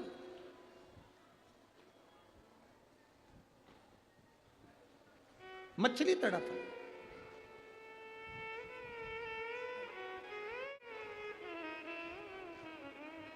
मछली, अब मछली का तड़फन, मछली का तड़फना, तड़प।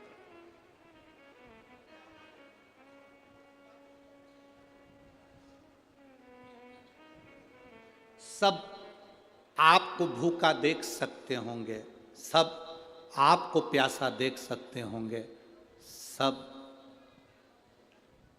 आपको खाली हाथ देख सकते होंगे, पर मेरा महादेव ना आपको खाली हाथ देखता है, ना मेरा महादेव आपको भूखा और प्यासा देखता है।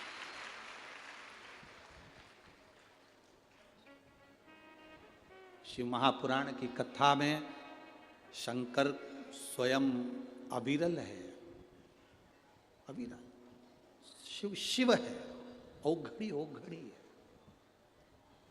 मछली तड़प रही थी। अब शंकर जी का चढ़ा हुआ पदार्थ उसको मिल नहीं रहा था। उसने नियम ले रखा था, मैं शंकर के अभिषेक का ही पदार्थ लूंगी, शिव जी का ही प्रसाद लूंगी, शंकर का।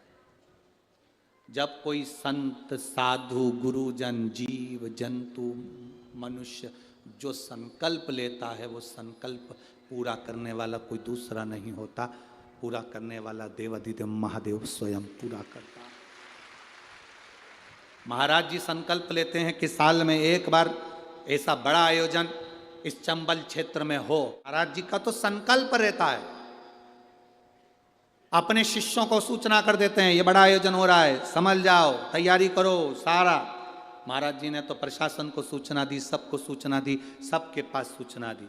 इन सब के पास सूचना देने से पहले मेरा विश्वास मेरे महाराज जी के चरणों में है। महाराज जी आप सबसे कहने से पहले ददरुआ हनुमान जी से कहते होंगे कि बाबा ये कार्यक्रम है,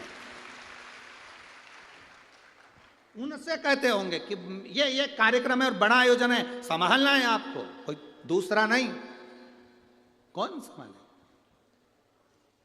ए मेरी जीजियों, तुम्हारे घर का आयोजन होता है ना, तुम्हारा देवर संभाल लेता है, जेठ संभाल लेता है, बेटा संभाल लेता है, भाई संभाल लेता है। संत का कौन सा देवर है? संत का कौन सा जेठ है? संत का कौन सा ससुरा है? संत का तो केवल एक ही है, सीताराम सीताराम सीताराम सीताराम सीताराम सीताराम सीताराम। जब कोई समस्या आती है संत उसी समय माला पकड़ कर बैठ जाते, सीताराम सीताराम। अब इनको टेंशन नहीं है, टेंशन किसको? राम जी सीता जी से बोले, जब वो 1000 गौशाला की गौशाला बनी है, वहां भंडारा चल रहा है, अन्नपूर्णा संभाल ले, मैं कथा संभाल लूंगा। ये तो बैठ गए, सीताराम सीताराम सीताराम सीताराम सीताराम सीताराम सीताराम। अब सीताराम जी लग गए, सीता जी लग गई रसोई घर में, राम जी लग गए यहाँ। हनुमान जी पूछे मैं क्या करूं, मैं क्या करूं? राम जी बोले देख हनुमान, सारे फालतू के काम तेरे कोई संभालना। कौन से फालतू के काम? पानी सवेरे गिरवा देना, दिन में 1 बजे से 4 बजे तक नहीं आ जाए, इसका देख। हवा चले मना नहीं, पर थोड़ी थोड़ी धीमी धीमी चले, देख इनके ठंड लग जाएगी रे बापड़ा। और भिंड की और चंबल की हवा लग गई तो देवियां और ओघड़ी हो जाएंगी। इनका ध्यान तुझे रख। तो हनुमान जी बोले मैं क्या करूं? राम जी बोले कुछ मत कर, वहीं बैठ अपने स्थान पर। सीताराम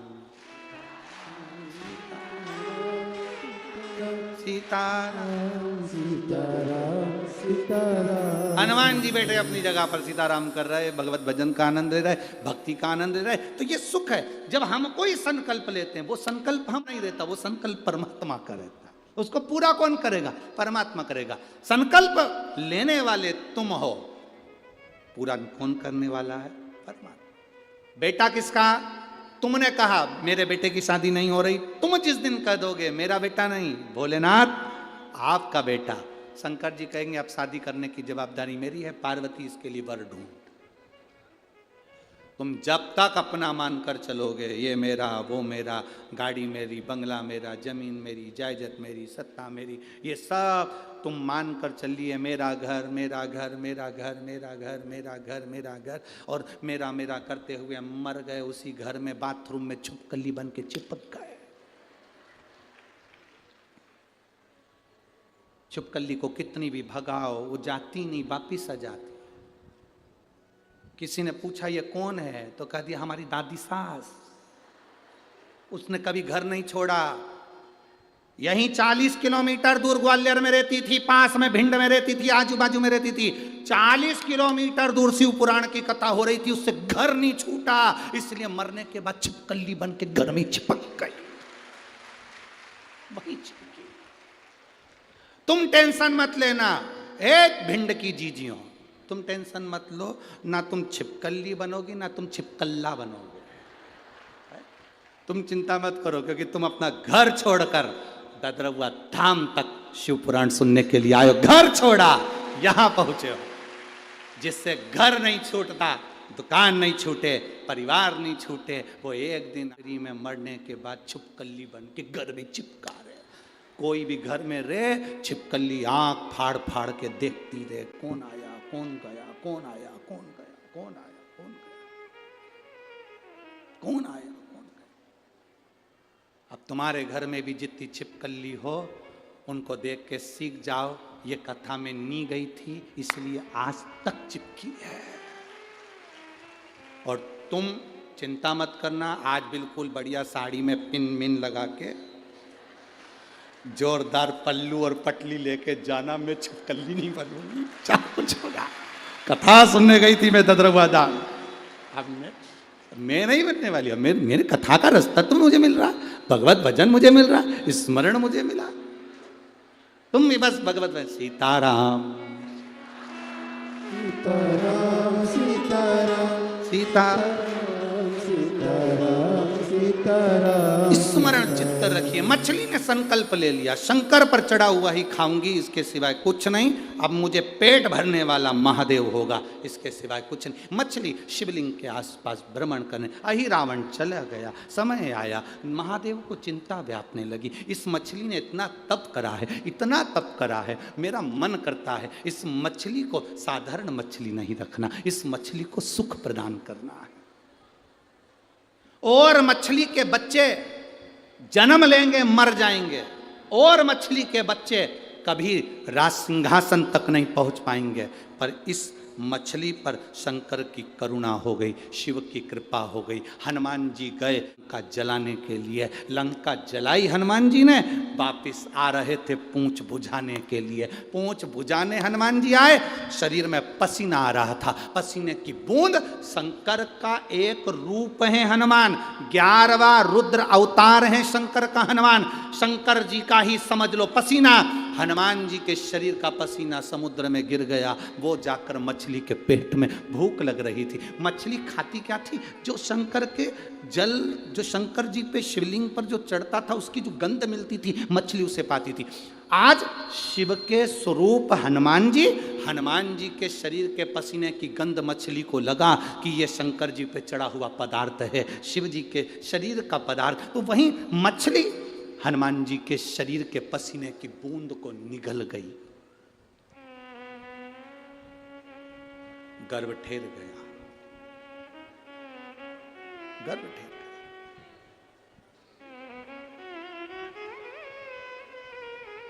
अब आप सबने कथा आगे की तो सुनी है ना। एक बेटा जन्म लिया, अहि रावण आ गए, मछली पकड़ी गई, अहि रावण के सामने मछली का पेट फाड़ा गया। एक बेटे ने जन्म लिया, मकरध्वज, एक बेटे ने जन्म लिया। छोटे से बेटे को अहि रावण के पास लाया गया। ये बच्चा है, मछली के उदर में से निकला है, क्या करना है? बड़ा करो इसको, पाल बड़ा करा। नीचे का भाग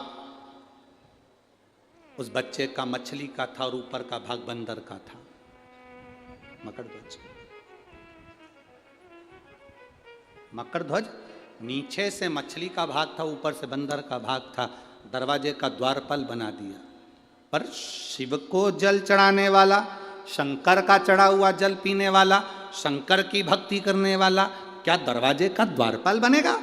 आया समय जब अहि रावण ने देवी को प्रसन्न करने के लिए, बलि चढ़ाने के लिए राम लक्ष्मण को लेकर आए। हनुमान जी उन्हें ढूंढते ढूंढते पताल में चले गए। पताल में गए, दरवाजे पर खड़े हुए उस मकरध्वज को देखा। मकरध्वज से हनुमान जी की गदा का स्पर्श हो गया। मकरध्वज बोल दिया, आप मेरे पिता हो। पूरी कथा सुना दी। भगवान श्री हनुमान जी महाराज प्रसन्न हो गए। अहि रावण को मारकर राम लक्ष्मण को लेकर जाने लगे।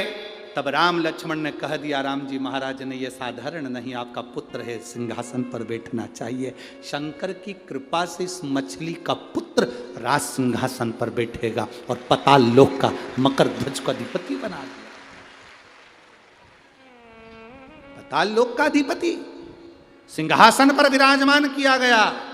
शंकर भगवान पर चढ़ाने वाला जल, फिर वही बात आ गई, कोई लेट बनता है, कोई देर से बनता है, कोई जल्दी बनता है। महादेव को जल चढ़ाने वाला एक दिन सेठ जरूर खाली ना जाए। शिव की भक्ति कभी खाली जाती, शंकर की भक्ति खाली जा ही नहीं सकती। महाराज, जैसे सलाह और सहयोग, ये दो शब्द अलग अलग, ये दो शब्द अलग अलग हैं। कौन कौन से शब्द हैं? बोलो जरा जम के बोलो। पहले नंबर पर सलाह, दूसरे नंबर पर सहयोग। सलाह और सहयोग, ये दो शब्द अलग अलग हैं। इन दोनों में बहुत अंतर है, जमीन आसमान का अंतर है। सलाह और सहयोग, ये दो शब्द अलग अलग हैं। दोनों में जमीन आसमान का अंतर है। दोनों में अंतर ये है कि सलाह और सहयोग, सलाह देने वाले ढेर सारे मिल जाते हैं, पर सहयोग देने वाले ढेर सारे नहीं मिलते। ढेरों में एक या दो मिल पाते। सलाह देने वाले तो ढेर सारे मिलेंगे आपको, कोई भी राय दे जाएगा आपको, कोई भी बता जाएगा आपको, कोई भी ज्ञान दे जाएगा आपको, चलते फिरते ज्ञान दे जाएगा आपको। राम जी के पास में सलाह देने वाले कम थे, सहयोग देने वाले ज़्यादा थे, और रावण के पास में सहयोग देने वाले कम थे, सलाह देने वाले ज़्यादा थे। रावण के पास जितने मिलते थे सलाह देने वाले मिलते थे। किसी ने कहा बंदर आ रहे हैं, बानरों की सेना आ रही है, सलाह देने वाले ने सलाह दे दी, चिंता मत करो अपन उन सबको खा जाएंगे। अरे पकड़ोगे तो खाओगे ना, जब वो पकड़ाई में नहीं आएंगे तो खाओगे क्या? खा। सलाह और सहयोग में अंतर है, जमीन आसमान का अंतर है। सलाह देने वाले ढेर मिलेंगे। आप बैठे हो, आपका हाथ दुख रहा है, आप किसी से कह दो साहब मेरा हाथ दुख रहा है, पट्टा मान लो, एक्सरसाइज करो, हाथ से थोड़ा सा यूं करो, उंगली को ऐसे ऐसे हिलाओ, हाथ ऊंचा करो, नीचा करो, ऐसा करो, वैसा करो। सलाह देने वाले इतने मिल जाएंगे। पर कोई से कह दो साहब मेरा हाथ दुख रहा है, मुझे सहयोग करो। क्या सहयोग करना है? मेरा बैग उठाकर बस स्टैंड तक ले चलो, एक नहीं मिलेगा। ओ भाई हमसे तो नहीं उठे, हमारा तो खुद हाथ दुख रहा। तो अभी तो सलाह दे रहे थे, सलाह देने वाले ढेर मिल जाएंगे। एक से बढ़कर एक सलाह देते हैं लोग, बहुत जोरदार जोरदार देते हैं। सलाह देने वालों की कमी है क्या? रावण को सलाह देने वाले ढेर सारे थे, सेना आ रही है घबराओ मती, सब अपन नोच नोच कर खा जाएंगे। बंदरों की सेना ऐसी तो अपन खाते रहें। राम जी के पास में सलाह वाले नहीं थे, सहयोग वाले थे। रावण के पास में सहयोग वाले नहीं थे, सलाह वाले थे। और आज के ज़माने में पूरी दुनिया में सलाह देने वाले ढेर सारे मिल जाएंगे। सुबह से मोबाइल चालू करो, लोग सलाह देना चालू कर देंगे। आपका दिन शुभ हो, मंगलमय हो, ये करना वो करना, ऐसे करना वैसे करना, ये करो वो करो, ढेर। तुम जब मोबाइल खोलोगे तब कहीं ना कहीं का मिल जाएगा, ऐसे काम करना है, ऐसा करना है, झाड़ू यहाँ रख देना, ने तिल्ली वहां रख देना, ने ये यहाँ रख देना, ने वो वहां रख, ढेर सारे मिलेंगे पर सहयोग करने वाला कोई नहीं मिलेगा। रावण के पास में सलाह देने वाले थे, पर मेरे राम जी के पास में सहयोग करने वाले थे। बोलते कुछ नहीं थे, काम पूरा कर जाते थे। बोलते कुछ नहीं थे, काम पूरा कर जाते। सहयोगी होना चाहिए, वो सहयोगी हो तो समझो जीवन की सार्थकता। यदि सहयोगी नहीं तो जीवन की सार्थकता नहीं। सहयोग देने वाले चाहिए महाराज, तब तो श्रेष्ठता है। भाव से, दिल से आप किसी को सहयोग करो, ये सुंदरता है। ददरवा धाम की पवित्र भूमि पर आप कथा सुनने के लिए आ रहे हो, बन सके अपनी जिंदगी में आप किसी का पानी पिला रहे हो, मुंह झूठा करा रहे हो, किसी को बिस्कुट खिला रहे हो, किसी को भोजन करा रहे हो, किसी को कुछ सहयोग कर रहे हो। इतनी बड़ी भोजनशाला ददरवा धाम में जो भंडारा भोजन चल रहा है, इतनी बड़ी भोजनशाला सारी दुनिया में कहीं नहीं चलती जो ददरवा धाम में चल रही है। आपका एक अंश भी अगर ददरवा धाम में जा रहा है, 1 रुपया भी उस भोजनशाला में, भंडारे में एक अनाज की बोरी भी जा रही है, तो वो तुम्हारी जीवन की सार्थकता है। किसी प्यासे को पानी पिला रहे, भूखे को भोजन करा रहे, वो तुम्हारी जीवन की सार्थकता, वो तुम्हारी सिद्धता है, अपनी सिद्धता का सुख है। चाहे जीव हो, जलचर हो, थलचर हो, वायुचर हो, पशु हो, पक्षी हो, जो संकल्प लेकर भगवान की भक्ति में डूबता है, बाबा उसका आनंद सुख प्रदान करता। जहां डूबे हो आप भक्ति के, शिव खाली नहीं छोड़ता, भगवान की भक्ति कभी खाली नहीं छोड़ता। चरित्राया भगवान श्री गणेश जी महाराज माता पार्वती के सुंदर स्वरूप से, मां जगतजननी जगदम्बा ने अपने तन पर उपटन लगाया। देखिए ददरवा धाम की पवित्र भूमि पर जो कथा चल रही है, आज कथा का कौन सा दिन है? तीसरा। कितने दिन बचे हैं? 2 दिन। कल भी का समय यही 1 बजे से 4 बजे तक रहेगा, पर विराम दिवस की जो कथा रहेगी उसका जो समय है सुबह वही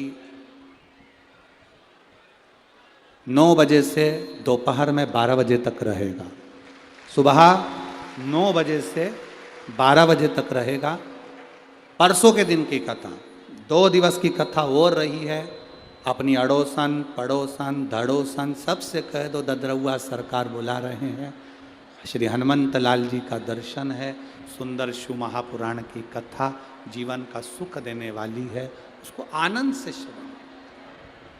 कल तो कथा का समय यही रहेगा 1 बजे से 4 बजे तक, और परसों जो कथा होगी वो सुबह 9 बजे से 12 बजे के क्रम में रहेगी। बड़े भाव से माँ पार्वती के अंग स्वरूप भगवान श्री गणेश जी महाराज का प्रागट्य हुआ है।